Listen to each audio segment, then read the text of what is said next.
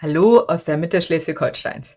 Ich bin Annalena Doberschütz und beim heutigen Video-Hop der Stempelfamilie and Friends zeigen wir Ideen zum Thema Herzlich, Basteleien mit Herz. Valentinstag steht vor der Tür, ich sag's nur mal. Mein Beitrag ist diese Anleitung für kleine Taschen. Das habe ich schon vor einiger Zeit versprochen, das zu zeigen, und nun ist es endlich soweit. Am Ende meines Videos findest du die Playlist mit den Beiträgen von Angela, von Merle und von unserer Gastdemo der Stempelmarile. Und nun geht es los. Ich wünsche dir viel Spaß beim Nachbasteln. Wie bereits gesagt, ich hatte diese Tasche schon vor einiger Zeit versprochen. Da hatte ich sie auch schon mal gefaltet. Und da habe ich dieses wunderschöne Designerpapier verwendet, was es leider nicht mehr gibt. Aber man hat ja einfach manchmal so Papier, wo man einfach den ganzen Ausschnitt haben möchte und nicht nur so ein Stückchen, weil dann einfach die Wirkung verloren geht. Und genau dafür sind diese kleinen Taschen wirklich toll. Also es kommt einfach das ganze Motiv zum Vorschein. Und dann habe ich die auch noch mal hier im aktuellen Designerpapier aus dem Mini-Katalog von Stampin' Up gemacht, aus der Reihe Floral Rustikal mit den Fahrrädern, weil das ist auch, finde ich, was man einfach so schön als große Fläche sehen möchte. Genau. Hier habe ich noch einen Anhänger dran. Dazu kannst du hier oben in der Karte sehen, wie ich die gemacht habe. Dazu habe ich ein eigenes Video gemacht. Genau. Dann fangen wir doch mal direkt an, was man braucht. Ich habe mich diesmal für die Variante entschieden, das Papier zu bestempeln, weil das sozusagen die zweite Möglichkeit ist, um so eine Tasche zu machen. Also entweder vollflächig mit Designerpapier oder man bestempelt Designerpapier oder man bestempelt normalen Farbkarton. Das ist ja jedem selbst überlassen. Ich wollte mal beide Methoden zeigen. Also du benötigst 2 Stück Designerpapier in den Maßen 6 x 6 Inch. Das sind 15,2 x 15,2 cm. Dann ein Stück Farbkarton. Mal gucken, hier ist mein größeres. 15,2 x 6 cm und 2 etwas kleinere in den Maßen 14 x 6 cm. Außerdem habe ich hier noch verwendet, oder werde ich verwenden, 2 Stück Band ungefähr 45 cm lang. Ja. Und weil ich diesen Monat schon einiges mit dem Stempelset Floral Rustikal gemacht habe, habe ich mich für ein Stempelset entschieden, was es schon länger gibt, das voll inspiriert, weil ich das wirklich schön finde. Man kann Herbstkarten machen, Freundschaftskarten oder hier zur Hochzeit mit den Herzen oder kreative Karten. Das ist ganz toll, finde ich. Und deshalb habe ich mich dafür heute entschieden, um das mal zu zeigen, was da alles mit möglich ist. Genau. Wir stempeln gleich, aber erstmal falzen wir. Und zwar die beiden Designerpapierstücke werden an der oberen Kante bei 2,2 cm gefalzt. Also ich lege es hier mit der langen Seite, an und lege es hier auf der rechten Seite bei 2,2 an. Dadurch habe ich hier oben mehr Fläche, die ich dagegen drücken kann. So, das eine, das zweite auch. So, und das ist wichtig, das schon vorher zu machen. Hier sieht man, ich habe das recht mittig gestempelt. Man muss halt aufpassen, wenn man stempelt, dass man nicht versehentlich hier oben zu hoch gerät. Das wird nämlich nachher nach innen geknickt und dann sieht man das leider nicht mehr. Dann das große Stück Farbkarton, 15,2 x 6 cm, wird an der kurzen Seite bei 1 und bei 5 gefalzt.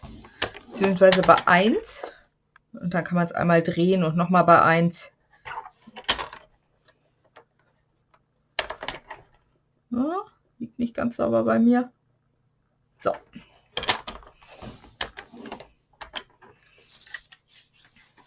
Die beiden kurzen Elemente, 14 x 6 cm, werden ebenfalls an der kurzen Seite auf beiden Seiten bei 1 gefalzt.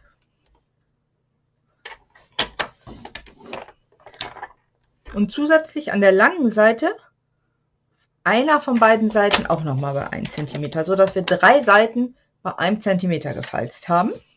Das mache ich gerade nochmal mit dem zweiten Papier.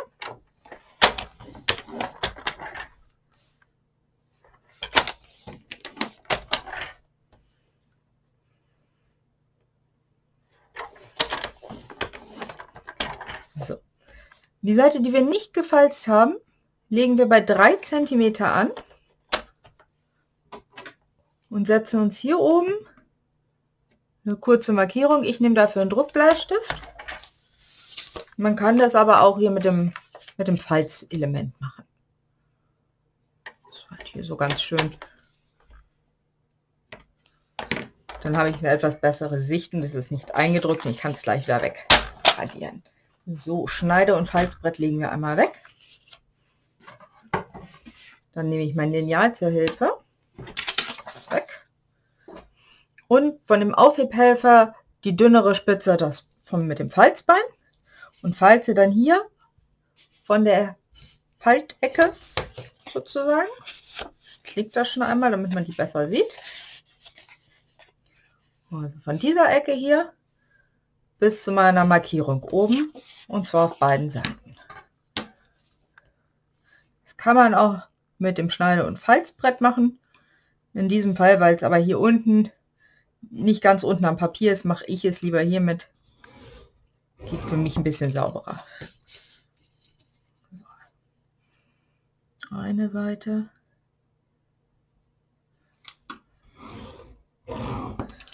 Die andere.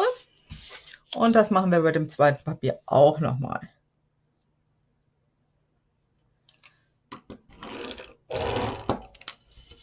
Das geht auch wunderbar mit dem Aufhebhelfer.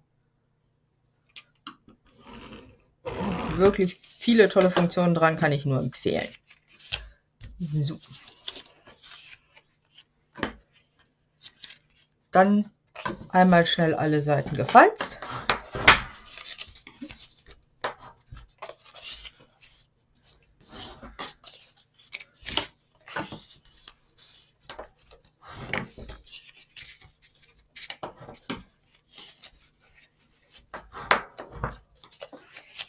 So.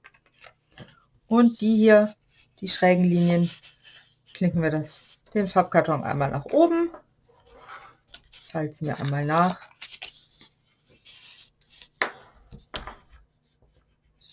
So. Das ist quasi so eine Faltung ergibt. Ne? Sieht man nicht so schön so. Ich zeige das einmal hier. Hier ist unsere Markierung. Und dann ist das so nach innen gefalzt. So, das machen wir hier auch nochmal. Den brauchen wir nicht mehr. Na, ja. So. Also die nach hinten. Geraden Linien nach hinten gefalzt. Die Querlinien einmal nach vorne umgelegt zum Falzen.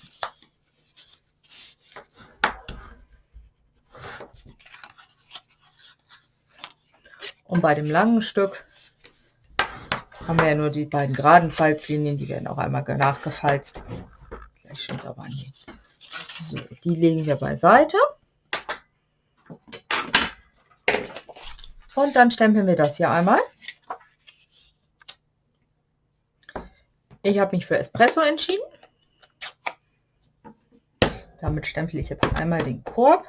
Und damit ich genau sehe, wo das Motiv am Ende ist, klinke ich mir das hier oben schon einmal um und kann dann entscheiden, wie weit hoch oder runter ich es auf dem Papier haben möchte. Ich möchte es ungefähr hier haben.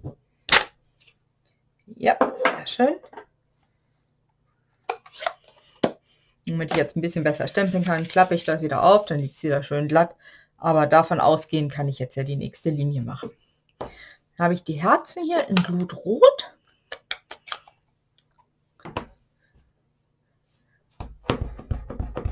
So, die kann man dann ganz säuberlich, wenn man hier so drüber guckt, man sieht meinen Schatten, aber noch nicht meinen Kopf zum Glück, so ganz langsam absenken und gucken, wo die Herzen den oberen Rand von der Holzkiste berühren. Und da sind sie auch schon. Wenn es nicht ganz dran ist, überhaupt kein Thema. Das ist wirklich nicht schlimm. So, da ich vorhin ein paar Probleme beim Stempeln hatte, wechsle ich hier mal den Stempelblock und den Schriftzug. Wünsche dir einen Tag voller Freude. Kommt noch oben drüber. Dann ist das eine wirklich schöne individuelle kleine Tasche, die man da verschenken kann. So, ungefähr hier. Ja, diesmal hat es geklappt auf Anhieb, sehr schön.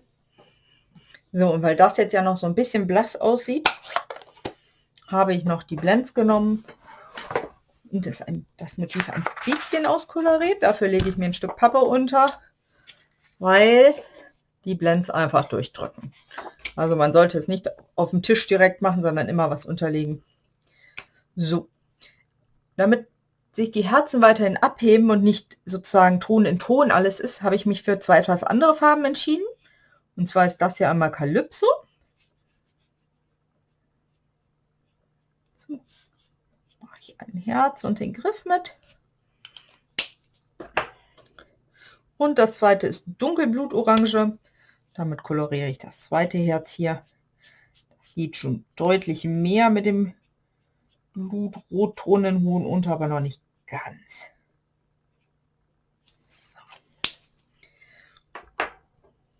So, und was haben wir hier? Habe ich helles Wildleder genommen,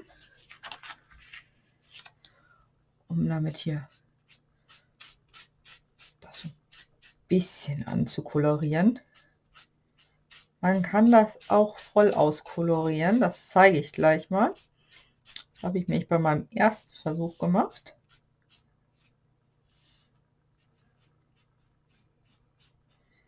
Fand das jetzt aber nur mit der Teilkolorierung ein bisschen schöner, muss ich sagen. So, schon fertig koloriert, aber wie man auch hier sieht, drückt durch, deshalb immer eine Unterlage drunter. Und zwar hier, da ist mir der Schriftzug nicht gelungen, deshalb ist das nicht so schön, aber so wird es aussehen. Da habe ich Wildleder in hell und dunkel verwendet. Und habe ich halt auch extra keinen Espresso genommen, wie ich gestempelt habe, damit sich die Struktur von dem Holz einfach noch ein bisschen mehr abhebt.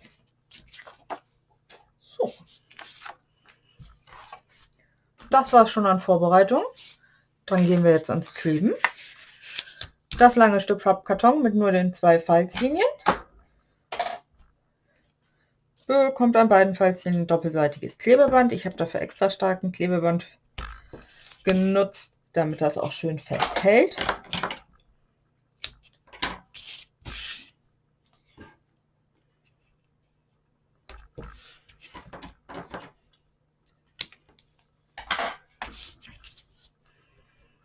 Und jetzt klebe ich auch zuerst alle Elemente einmal sozusagen zu einem großen Faltbogen zusammen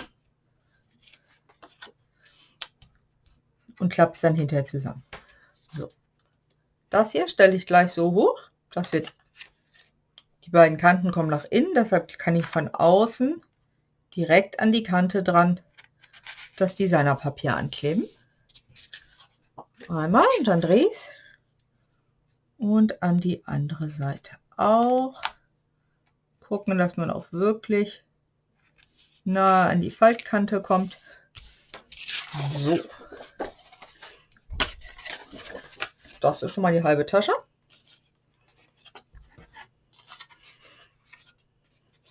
Und dann möchte ich was vergessen. Ganz schlau. Natürlich müssen hier unten noch die kleinen Quadrate weggeschnitten werden, sonst lässt sich das gleich nicht so gut falten.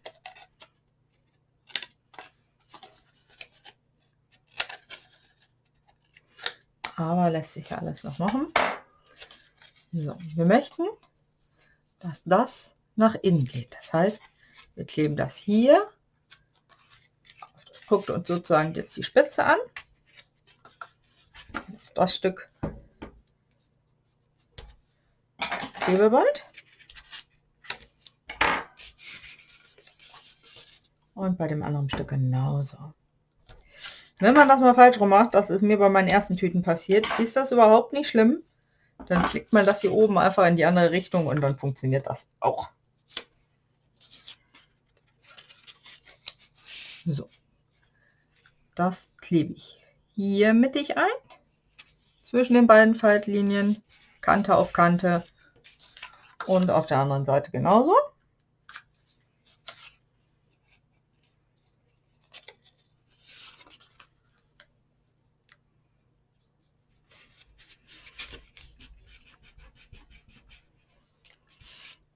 So, dann drehen wir das Ganze einmal um und kleben die restlichen Klebestreifen noch drauf, die wir brauchen. Na, wo ist der Anfang hin? Und zwar auf den langen Falzkanten links und rechts jeweils. Man kann das Ganze natürlich auch mit anderem Kleber machen. Nimm einfach das, was dir am besten gefällt, womit du am besten arbeiten kannst. Ich nehme halt das extra starke doppelseitige Klebeband. Damit in diese Tüte möchte man ja auch nicht nur eine leere Tüte verschenken, sondern auch mal was reintun. Dann bin ich mir einfach sicher, dass sie hält und nicht versehentlich reißt, weil der Kleber zu dünn ist oder so oder nicht genug aushält. So, dann drehe ich das hier wieder um.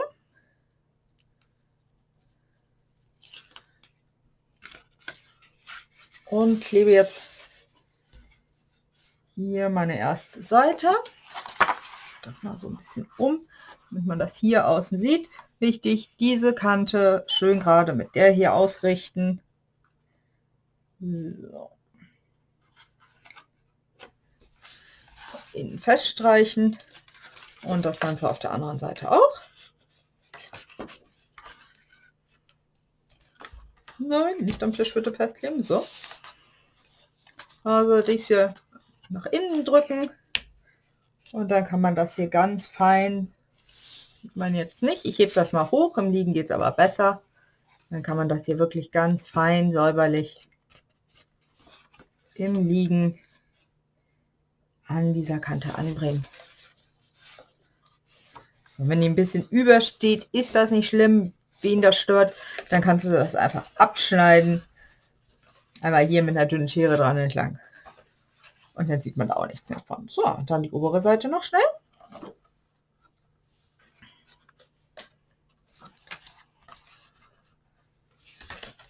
Das mache ich jetzt so rum. Da richtig gucke ich. Schau, dass es hier oben gut anliegt. Dann liegt der Rest auch einfach an. Das ist so. Und mache dann noch die andere Seite. Ja, wenn das Klebeband mitmachen würde.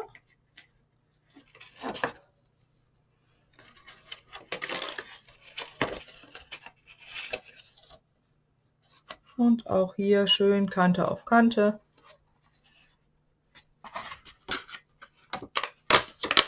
Was nicht ganz gerade ist. Gerade aus dem Bild raus. Jetzt mal so ein bisschen hochheben. Deshalb nicht sofort festdrücken. Erst gucken, ob alles passt. Und wenn es dann gut ist, gehe ich einmal noch mal mit dem Falzbein durch und drücke es schön fest. So, jetzt haben wir hier oben ja noch diese Kante. Dafür nehme ich dann tatsächlich Tombow. Aber bevor ich wieder die Ecken vergesse, die schneide ich mir hier so ein bisschen ein, damit die drinnen einfach nicht so ganz fest aufeinander stoßen, sondern ein bisschen Luft haben.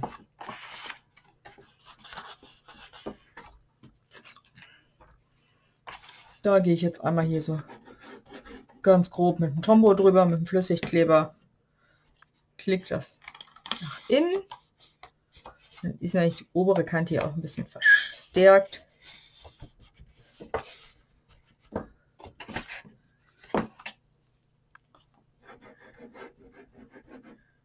Und die andere Seite auch.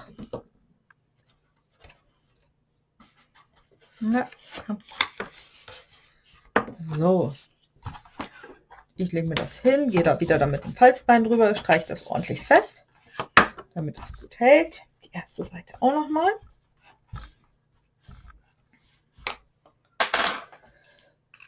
schon ist das Grundgerüst von der Tasche fertig. Ganz gut aus, finde ich. So, jetzt brauchen wir noch Löcher. Dafür nehme ich einen ganz normalen Locher. Leg mir das hier rein, meine Tasche. Guck, dass es ungefähr mittig ist. Ja, sieht ganz gut aus. Ja, so. Und Loch einmal.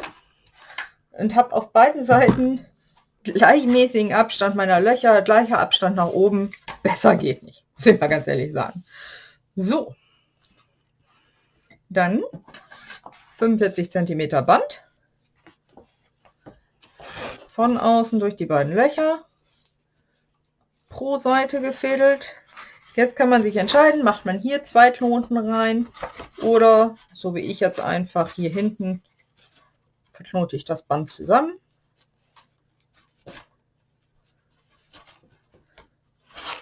Sitzt auch fest. Und auf der anderen Seite möchte ich jetzt noch wie hier so einen Anhänger haben. Habe ich ja schon gesagt, die habe ich schon mal gemacht. Anleitung dazu findest du auf meinem Kanal.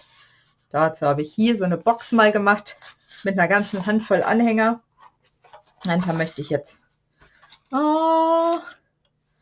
den möchte ich nicht. Ich glaube, ich nehme doch den hier mit der Katze.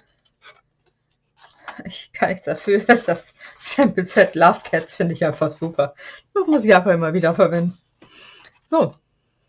Und dann hat man nämlich gleich noch einen Anhänger da dran, die man noch individuell beschriften kann. Also ich finde, als eine Geschenktüte ist das eine ganz tolle Idee, diese kleine Tasche. Kann man dann richtig persönlich machen, ob man sie jetzt bestempelt oder ob man Designerpapier verwendet, was man einfach unbestempelt nutzt, weil es ein schönes Motiv hat.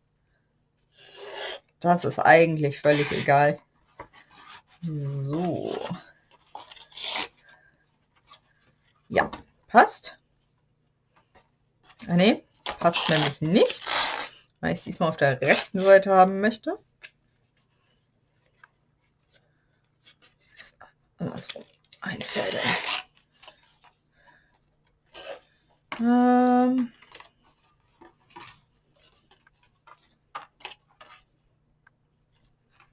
Jetzt bin ich gerade etwas verwirrt. Ist egal. Bin gerne mal verwirrt. So, wir machen das jetzt einfach drauf. So.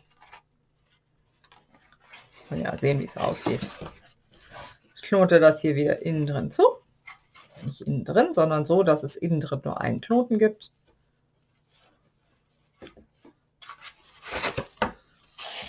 So, habe ich es doch so, wie ich es gerne hätte. Und habe dann hier meine kleine Tasche mit dem Anhänger, wo ich noch was auf die Rückseite drauf schreiben kann. Eine schöne persönliche Tasche. Ja, ich bin sehr zufrieden mit allen 3 Ideen. So, hier nochmal alle 3 zu sehen. Schreib mir gerne in den Kommentar, welche dir davon am besten gefällt. Ich würde auch mal sagen, ich verlose die Taschen. Schreibt mir und ich gucke in einer Woche, wie so das in den Kommentaren aussieht. Und dann lasse ich meinen Mann lose ziehen und verschicke die Taschen. Das ist doch mal eine schöne Idee. Jetzt, kurz vor Valentinstag, kann man auch mal was verschenken. Ja.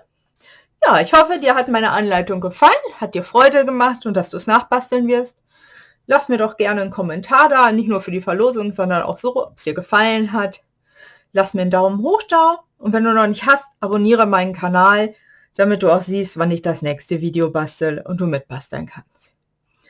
Dann alles Gute, Annalena.